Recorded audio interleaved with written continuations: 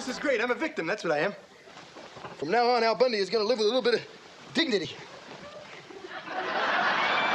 Married with Children was over 30 years ago, so what happened to the cast afterwards? Is there a reunion on the horizon? Are all the actors still around to do a reunion at all? Hey, see my face? Welcome, I am your host, Nostalgic Nick, with all these answers and more. Time sure can be a cruel mistress, so let's see how one of our favorite TV families fared. Put your little hat on sideways and boo-boo away. Ed ONeal. Ed ONeal scored the touchdown of a lifetime when he was in the stage production of Mice and Men, and he got discovered by a casting agent for Fox. You know, the Married with Children network that the show basically helped launch. It was a life-changing opportunity in the form of an audition for Al Bundy. A family that doesn't respect me? A whole city that curses the day I was born? Now, it wasn't his first TV gig. There was a sprinkling of other stuff, like Miami Vice and moonlighting before that.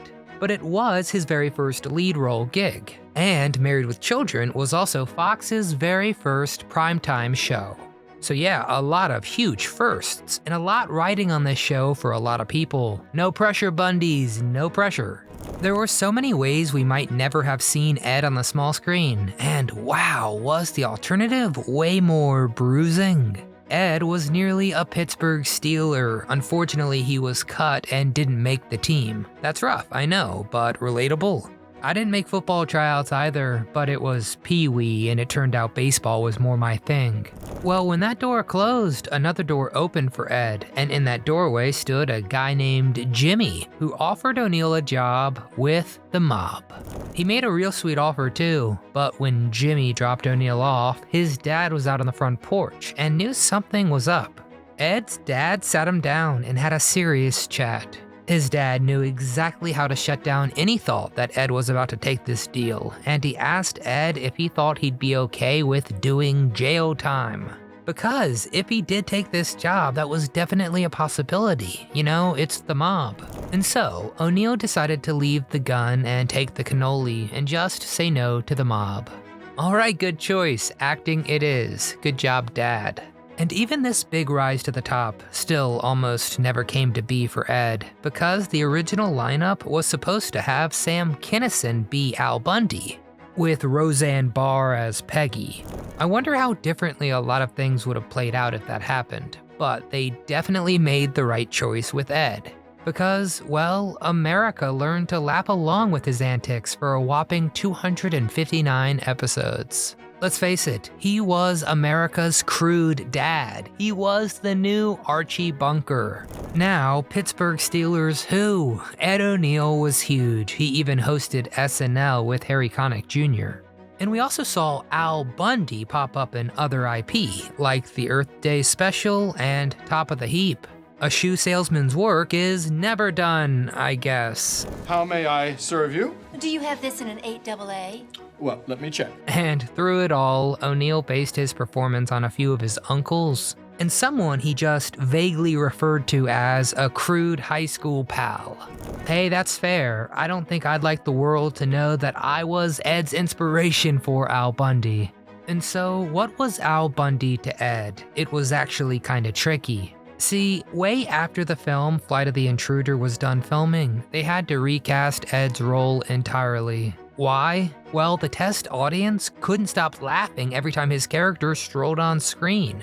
Even when the scene was completely serious, they just saw Al Bundy about to show his Bundy best. But ONeal found his stride again on television.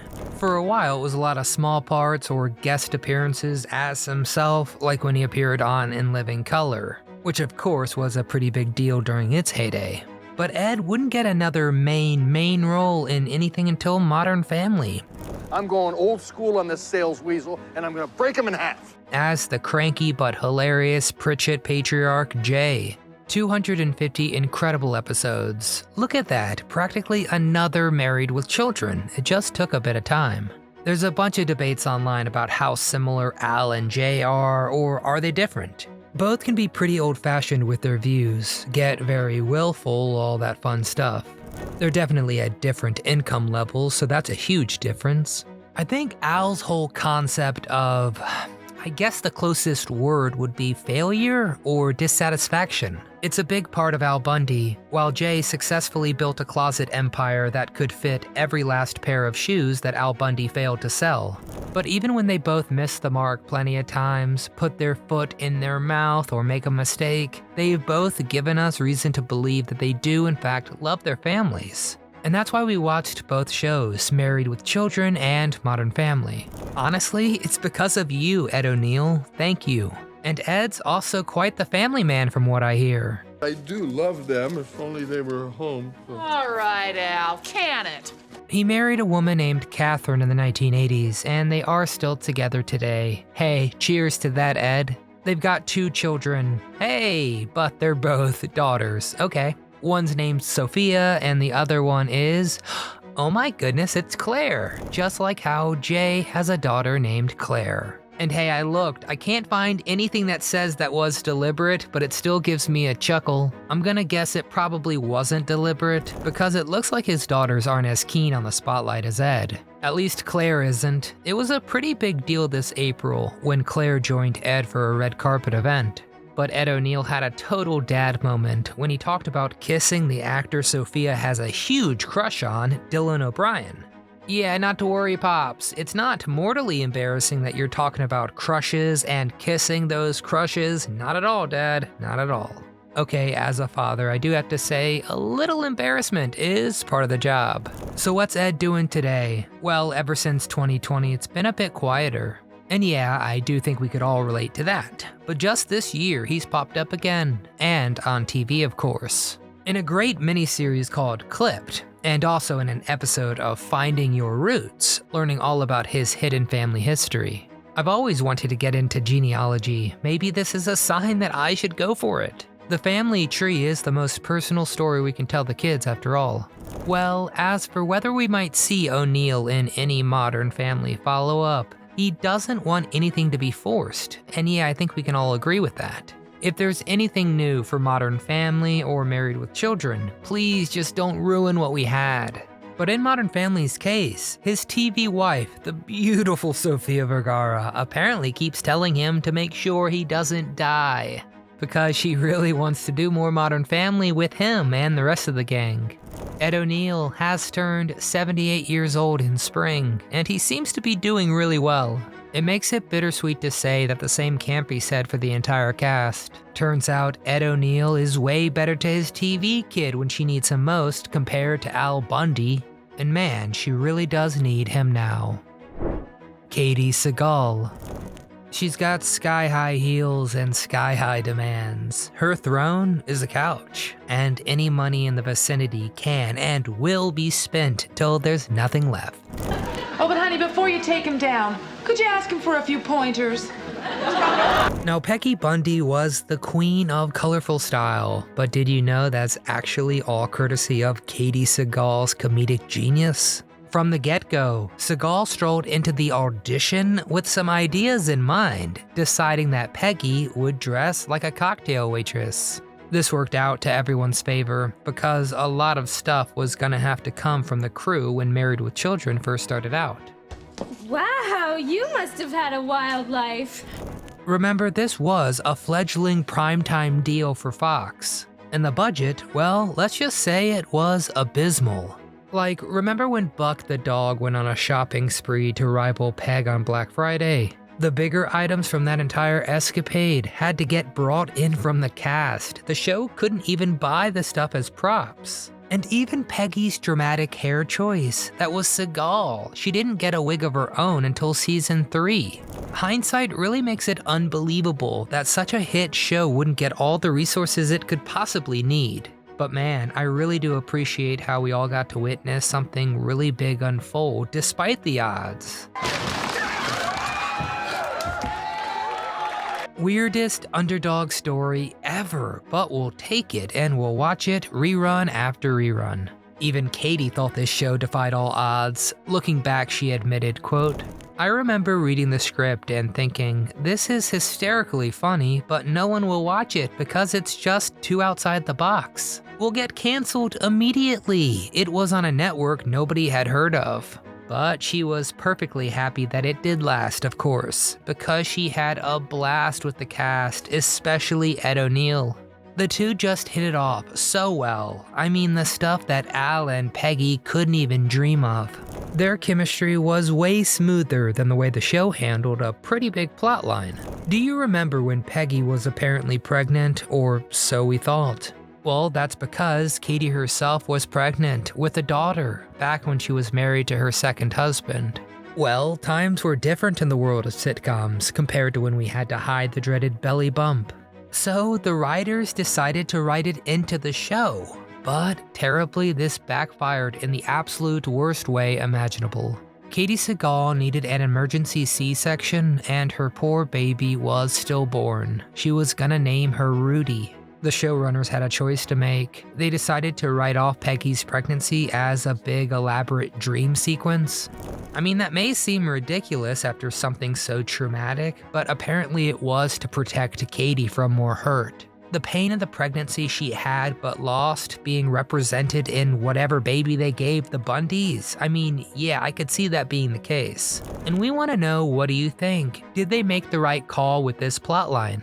Well, the next time Seagal got pregnant, the showrunners did not write it into the show, and instead just wrote off Peggy's absence one way or another. Or they did the classic TV hiding the pregnancy bump. Make her stand in front of the counter, always hold flowers, you know the drill. But that nightmare stayed with Katie for quite a while, and inspired her creatively in another way. After Married with Children, Seagal actually built a pretty good music career for herself. Her debut album was called Well... No, that's what it's called. It's Well... And there's this one song on the album. It's called You Can't Hurry the Harvest.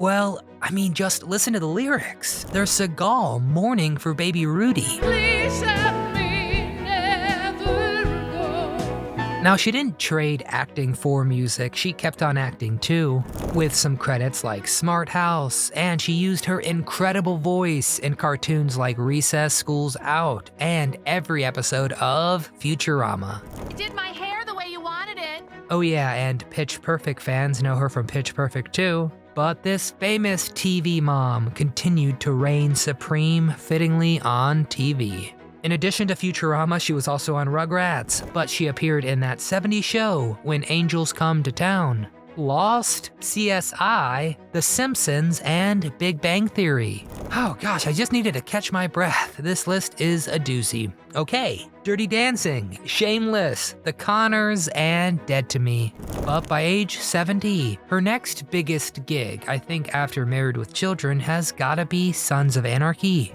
where she stunned for a whopping 92 episodes. Oh, and like her TV husband Ed O'Neill, she got into some TV genealogy too. In her case, an episode of Who Do You Think You Are? Seagal, like the rest of her TV family co-stars, will be taking up the Bundy name again for an animated revival of Married with Children. You know, the likeness is pretty spot on, I gotta say. And doing it this way, it kinda frees them up. They can make everyone however old they want them to be. It's a new plot line, it's animation. Seagal's also kept herself up to date on the goings-on of her TV kids, but probably for a much sadder reason. We'll get to that soon. Gosh, Christina's had such a rough time, but Seagal has had nothing but words of praise for her. Actually, Seagal's speech when Christina got a Walk of Fame star, it honestly makes me tear up. I'll let her words speak for herself. She told her, quote, "You know, sweetheart, some of us come into this life requiring broad shoulders because what's coming at us needs support to bear it.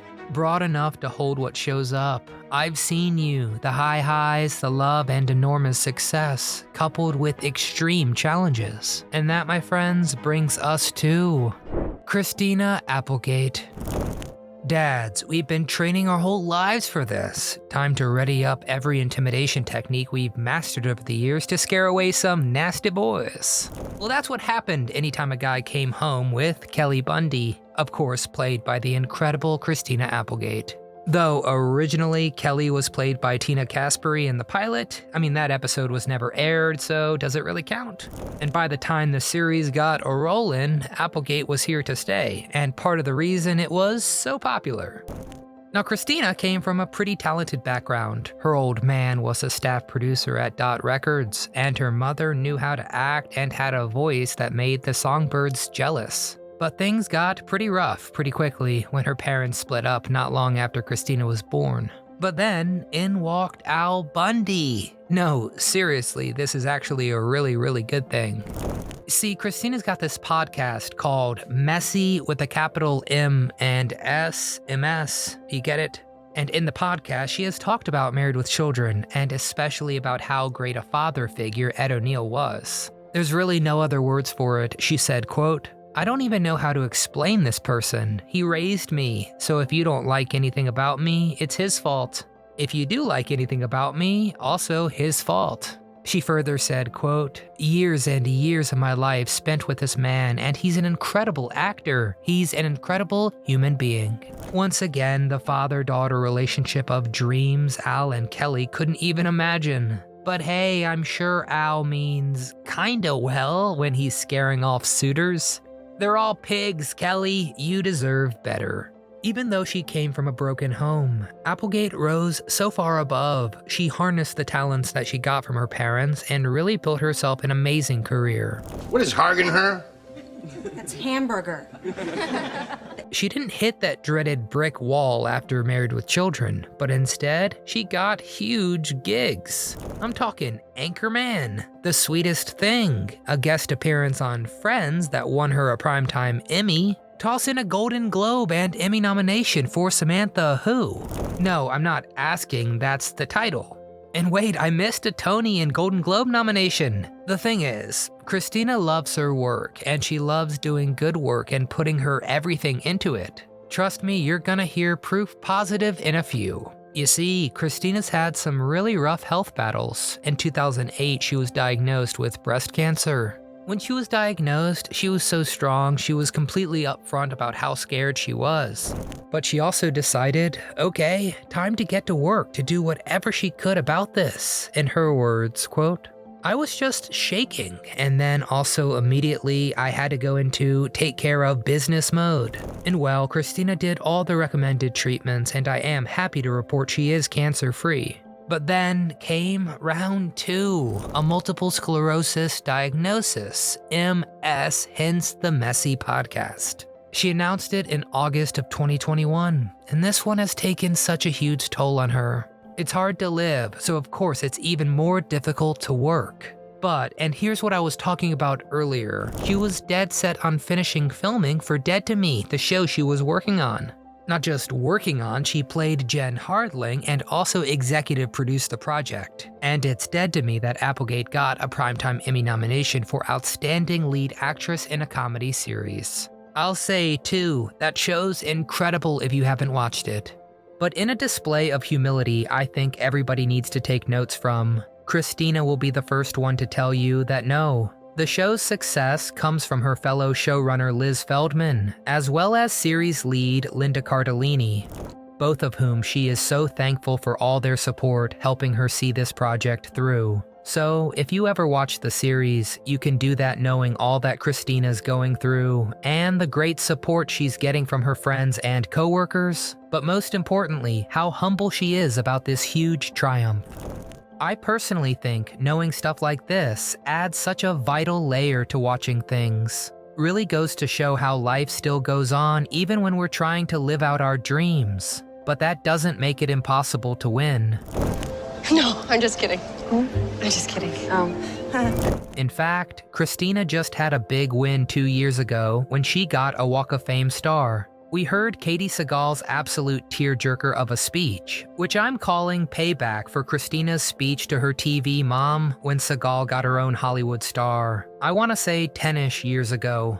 But of course, little bro David Faustino was there to cheer on his big sis, too.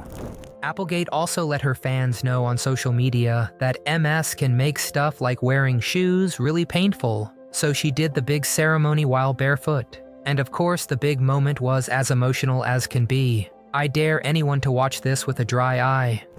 Oh, by the way, I have a disease. Did you not notice? Christina has started appearing at more and more events sporting a walking cane. but she connects with fans whenever she can, and that's at least partially made easier thanks to her podcast. It's there that she shared the very nasty little surprise all the cast of Married with Children got when the show ended. If the series ending was surprising to you, well, you're not the only one. We're in very esteemed company that includes the actors themselves. In a chat with Ed ONeal, Christina remembers finding out very indirectly. In her words, the news came, quote, from a guy who knew a guy who worked for my assistant at the time. Talk about the world's worst game of telephone. Ed's own sad discovery is a different but no less miserable tale. Basically, he was just chilling at a bed and breakfast in his hometown when a married couple drove up to the building. He congratulated them, and they were shocked to see Al Bundy off the couch, and then they said they were sorry to hear about the show. Ed was shocked, but thanked the couple for being better than his agent and managerial team. News dropped on the radio for everyone else before the higher-ups bothered to tell our favorite stars. And so, Dead to Me is her last big project, and I hope it's not her final. She's 52 years old. She's happy, but not completely healthy. She's married to a musician named Martin Lenoble, which is one hell of a name. It's even spelled with a Y instead of an I. I don't know why. She still makes phone calls to Ed ONeal, who she even named Eddie, and they talk and giggle constantly about anything and everything. Of course it would have been better if none of this had happened to her, but at least Christina Applegate has one heck of a support system thanks to Married with Children. David Faustino. Hey babe, what comes after the letter A? That's right, Grandmaster B. Well, if you're like me, you never did cringe so hard as when you watched whenever Bud Bundy let out one of his, I don't even want to call it a pickup line, it's more like date repellent. Don't excite me when you talk like that. Take me. Thankfully, actor David Faustino had a much better way with words than Bud, which I know doesn't set the bar too high, but hey, David was actually good. He even wrote at least one episode of Married with Children, one called Trash, stylized the way MASH is written. I'm open! And that episode also features David's own little brother, Michael. And I do have to wonder if that title isn't a big brother trying to make a jab at his younger sibling. It just kind of sounds like a stupid prank my own brother and I would get a huge kick out of. Anywho, David's resume has some pretty popular entries, like a Michael Landon double special of Little House on the Prairie and Highway to Heaven. Plus some hit TV shows. You got Saint Elsewhere and The Love Boat. But of course, Bud Bundy was his big break. All the flies in the neighborhood have named you queen? Since Married with Children, Faustino stayed in the spotlight with a bunch of voice acting roles and some guest appearances too. Sure, he's done reality TV like Celebrity Boot Camp, but his voice acting has probably been his biggest source of income. His next huge role was as Mako in the cartoon Nickelodeon's Legend of Korra. It's an animated follow-up to the beloved show Avatar: The Last Airbender. And parents, if your kids can't talk about cabbages with a straight face, yes, they have seen this show. But he's also appeared in some way more serious stuff, like HBO's Entourage, and he also had a co-starring role in Not Another B Movie. But Faustino doesn't just live in his trailer at some studio, no, he's got a personal life too, and it's a bit of a checkered one. Probably the biggest highlight was a misdemeanor possession of the green sticky stuff. You know, it smells like a skunk. Which is, I know, on maybe the lighter end of celebrity crimes that we have reported on. So hey, silver lining. And while it looks like he hasn't formally tied the knot, David's love life is way better than Bud's. He's been going steady with a girlfriend named Lindsay Bronson for years. I wish I could tell you more. I don't know. At least 9 years, but probably more, because in 2015, surprise, baby makes 3. David announced the birth of their child, a daughter, and it looks like they've got at least one more. So hey, he's got his own Bundy quartet going at home. Also, apparently just this summer, David really branched out and attended a big wrestling to-do called the ASW's Summer Heat event. He attended with WWE Hall of Famer Medusa. And the event's tagline was, and I quote, "Welcome to Bundyville." Now, that's a crossover. But if that wasn't an exciting enough return to Bundyville, of course we're all waiting on pins and needles for this supposed Married with Children reboot. You know, the animated version, so both David and Mama Seagal will be in their voice acting element.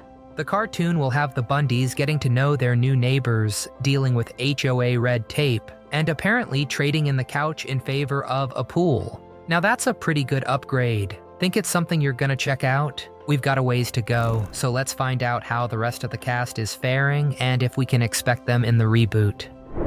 Amanda Burse. If Al Bundy's day was going too well, he could always count on Marcy to shake things up with some verbal sparring. Some people waste their time going to Yellowstone.